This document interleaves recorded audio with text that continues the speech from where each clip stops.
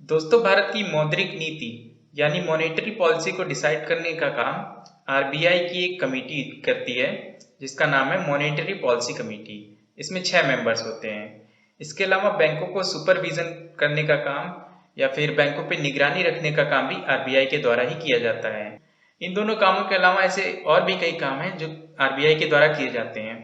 तो इस प्रश्न में 5 ऐसे ही कामों की लिस्ट दी गई है और पूछा जा रहा है कि ऐसा कौन सा काम है जो केवल और केवल आरबीआई के द्वारा ही किया जाता है। तो इसमें पहला ऑप्शन जो है वो है कि इकोनॉमिक डेटा यानी अर्थव्यवस्था से संबंधित डेटा को इकट्ठा करने का काम। दूसरा है करेंसी नोट को जारी करने का काम। तीसरा है गोल्ड और गोल्ड कॉइन्स को खरीदने और बेचने का काम।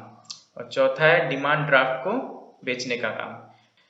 पांचवा ऑप्शन है कि कीमती सामानों को रखने के लिए लॉकर्स प्रोवाइड करने का काम। तो इसमें जो पहला काम जो है इकोनॉमिक डेटा को कंपाइल करने का काम, ये भारत सरकार का लगभग हर मंत्रालय करता है, चाहे फिर वो श्रम मंत्रालय हो या फाइनेंस मिनिस्ट्री हो या डीपीआईआईटी जैसे विभाग हो या फिर कोई भी मिनिस्ट्री हो। सभी लोग इकोनॉमिक डेटा का कंपाइलेशन करते हैं। इसके अलावा प्राइवेट संस्थाओं की बात करें तो सर्वे करने वाली ऑर्गेनाइजेशंस होती हैं, जैसे सीएमआईई है, वो बेरोजगारी के डेटा को हर महीने जारी करती है।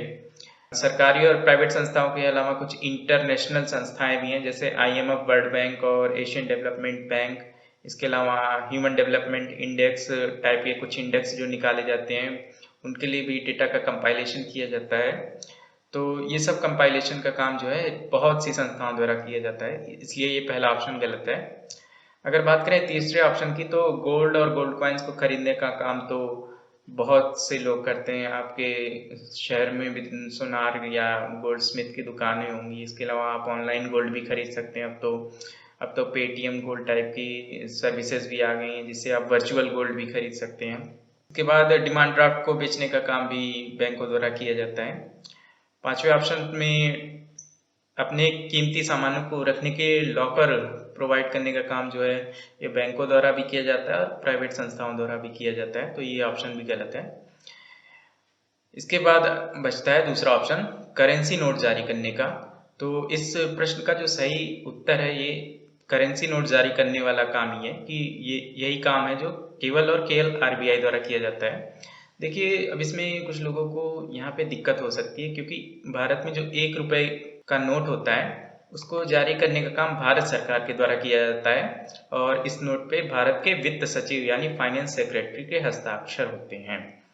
तो इसलिए कुछ लोगों को ये क्वेश्चन जो है गलत लग सकता है, लेकिन ये क्वेश्चन एकदम सही है। ऐसा इसलिए है क्योंकि 2013 के कॉइनेज एक्ट यानी सिक्कों के छापने की एक्ट के हिसाब से भारत में सिक्कों को जारी करने का काम भारत सरकार द्वारा किया जाता है और भारत में नोट को जितने भी नोट को जारी किया जाता है वो आरबीआई के द्वारा जारी किया जाता है।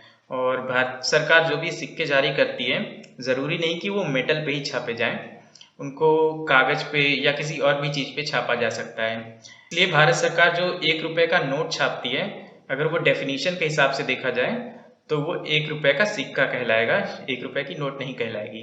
इसलिए भारत में जो भी करेंसी नोट्स जारी होती हैं वो सारी आरबीआई के द्वारा जारी की जाती हैं। और आरबीआई के किस सेक्शन द्वारा जारी की जाती हैं?